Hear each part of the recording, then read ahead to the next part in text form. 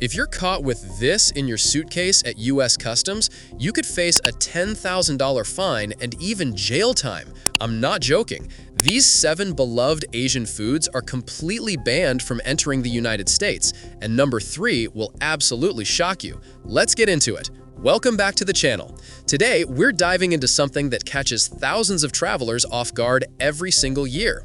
Whether you're visiting family abroad or just love authentic Asian cuisine, you need to know about these restrictions before you pack your bags. Trust me, customs agents are not messing around with these items. Number 7. Fresh durian from Thailand, Malaysia, and the Philippines. Starting at number 7, we have the king of fruits, fresh durian. Now, I know what you're thinking, but I've seen durian in Asian supermarkets in the US. Here's the catch. Thailand produces some of the world's finest durian varieties, like Monthong and Musong King, especially from the eastern provinces of Chanthaburi and Rayong. These creamy, intensely flavored fruits are absolute gold to durian lovers, with premium varieties selling for over $100 per fruit. Malaysia is famous for its Musong King durian from Pahang State, considered by many to be the absolute best in the world. The rich, bittersweet flavor is unmatched.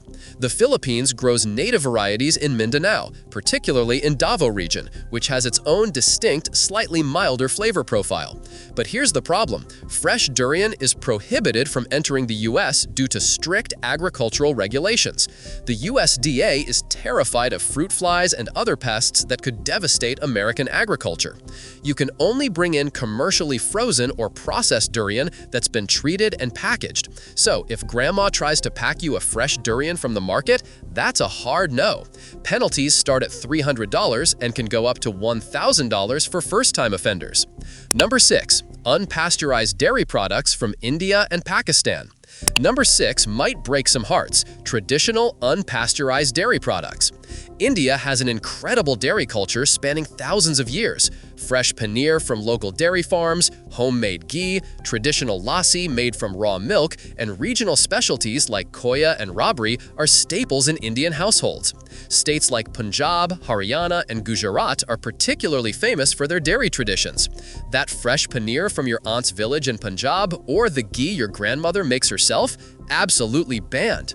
Pakistan shares this same rich dairy heritage. Fresh desi ghee, homemade yogurt cultures, and traditional milk-based sweets like barfi made with unpasteurized milk are common in households across Lahore, Karachi, and rural areas.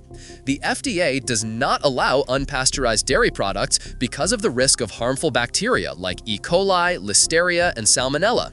While these traditional foods are part of cultural heritage and are consumed safely by millions in South Asia, U.S. regulations are extremely strict.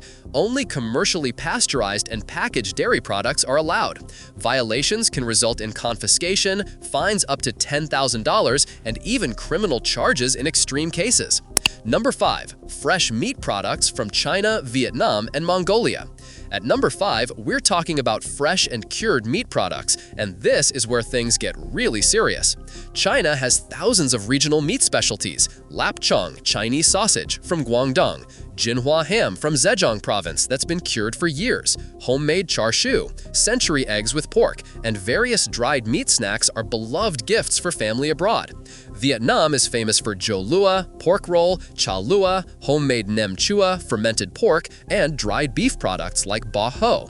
These are staples that Vietnamese families love to share. Mongolia has a deep tradition of preserved meats for survival through harsh winters. Borts, dried meat, kushor meat, and various forms of dried mutton and beef are cultural treasures. But here's the deal: 0 fresh, dried, or cured meat products from these countries are allowed into the U.S. Why? The USDA is concerned about foot and mouth disease, African swine fever, avian influenza, and other diseases that could destroy American livestock industries worth billions of dollars. This is a zero-tolerance policy. If customs finds meat products in your luggage, you're looking at confiscation, a minimum fine of $300, and potential bans from trusted traveler programs. Repeat offenders can face fines up to $10,000. They've actually installed special screening equipment specifically to detect meat products. Number 4. Bird's nest from Indonesia, Thailand, and Malaysia. Number 4 is going to surprise you because it's one of the most expensive foods in Asia: bird's nest. Indonesia is the world's largest producer of bird's nest, particularly from caves in Java and Sumatra, and from the massive birdhouse farms in Kalimantan. Indonesian bird's nest can sell for $2,000 to $10,000 per kilogram, depending on quality. Thailand produces high-quality bird's nest from southern provinces like Trang and Phang Nga, both from natural caves and specially designed buildings. Malaysia has a thriving bird's nest industry in Sarawak and Sabah, with incredibly strict quality controls. Malaysian bird's nest is considered among the purest in the world. This delicacy, made from the hardened saliva of swiftlets, is prized in Chinese medicine and cuisine for its supposed health benefits. But here's the problem. Importing bird's nest requires extensive documentation, proving it comes from approved facilities and meets FDA regulations. Most travelers cannot provide this paperwork. Raw or improperly documented bird's nest is prohibited due to avian influenza concerns. If you're caught trying to bring in undeclared bird's nest worth thousands of dollars, you're facing serious consequences, including confiscation of the entire amount, fines starting at $1,000, and potential criminal charges for smuggling high-value goods. Number 3. Fresh mangoes from Pakistan, India, and the Philippines. Number 3 is going to absolutely shock you because we're talking about something that seems so innocent: fresh mangoes. But trust me, this catches more travelers than almost anything else on this list. Pakistan produces some of the world's most legendary mangoes. The Sindri from Sindh province, Chansa from Punjab, Anwar Ratol, and the incomparable honey mango are so delicious that people literally plan their entire year around mango season. These mangoes have a reputation that extends worldwide. Many consider Pakistani mangoes the absolute best on planet Earth. India is actually the world's largest mango producer, with over 1,000 varieties. Alfonso from Maharashtra, Kesar from Gujarat, Dasheri from Uttar Pradesh, Langra and Totapuri are just the tip of the iceberg.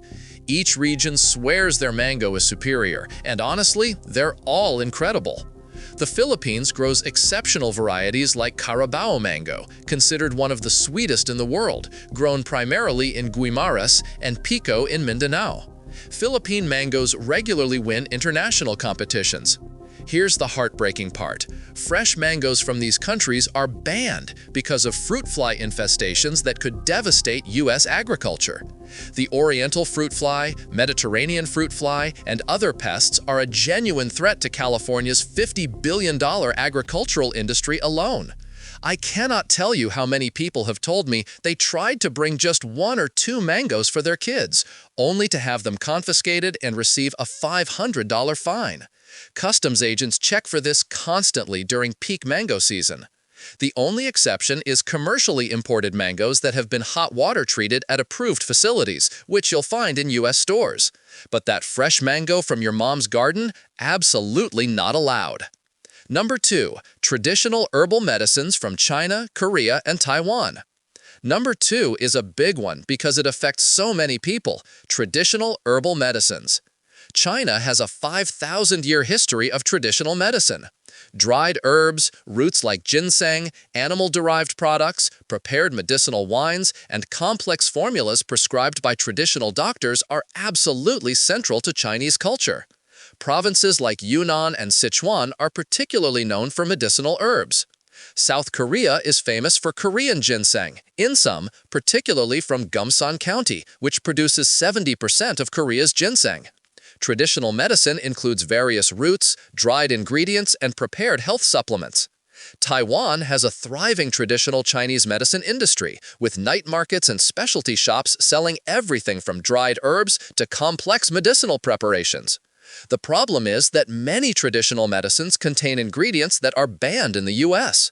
This includes anything containing endangered species, certain turtle shells, bear bile, rhinoceros horn, plants that aren't FDA approved, or medications that haven't been tested to U.S. standards.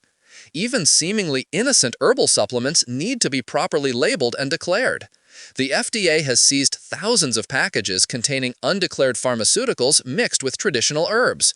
You could face fines ranging from $300 to $10,000, criminal charges in cases involving endangered species, and even prison time for repeated offenses.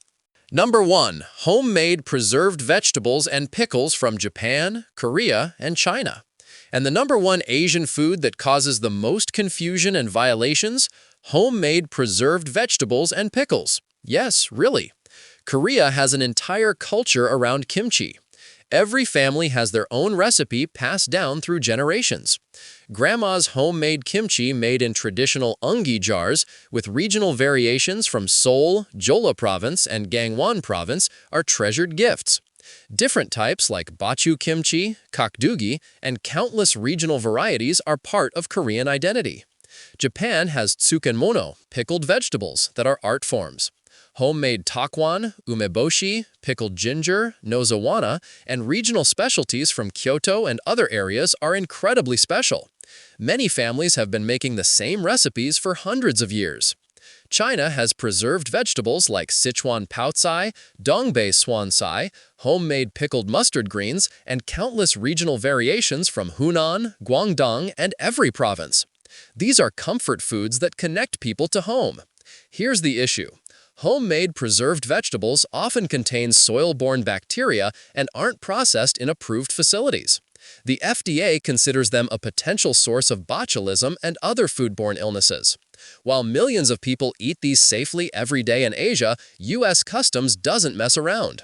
Only commercially packaged and properly labeled preserved vegetables from approved facilities are allowed. That jar of kimchi your mom made, that's getting confiscated, and you're getting a fine starting at $300.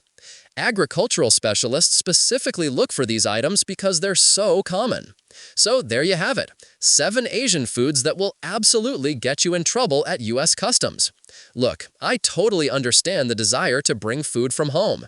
These foods represent culture, family, love, and heritage. But the penalties are real, and they're not worth it. Here's my advice. Check the USDA and FDA websites before you travel. Declare everything at customs, even if you think it might be okay. And when in doubt, leave it at home. You can find many of these items in commercially imported forms at Asian supermarkets across the U.S. Have you ever had food confiscated at customs? Let me know in the comments below. And if you found this video helpful, smash that like button and subscribe for more travel tips. I'll see you in the next one.